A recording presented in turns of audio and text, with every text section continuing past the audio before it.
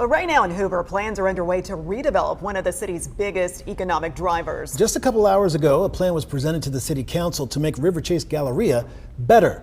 WVTM 13's Michael Higdon. This project will cost a pretty penny. $250 million to be exact. This study took about 6 months to finish, and this conceptual plan to revitalize the mall broken now into 2 phases.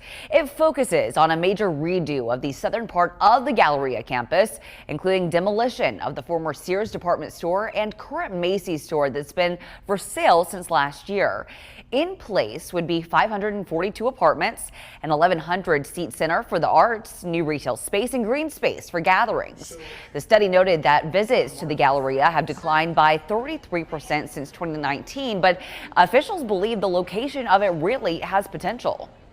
The next administration will have an opportunity to look at that and study it and see where they want to take it. So that's up to them. I think that they'll be excited to have some really good information that has not been available before.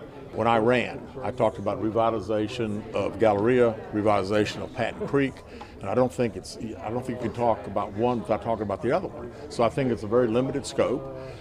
We have had an opportunity in the past 3.5 weeks to meet with a lot of people, a lot of discussions with developers who've got some great ideas. And again, this is a conceptual idea. We're certainly going to take a look.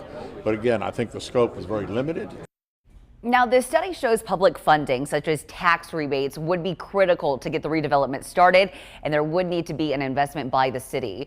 The study states the redevelopment of the Galleria would likely generate $396 million in net new spending over 10 years, 156 new jobs, and millions in tax revenue. Now, if no redevelopment occurs, the study predicts sales taxes likely will decline significantly over the next decade.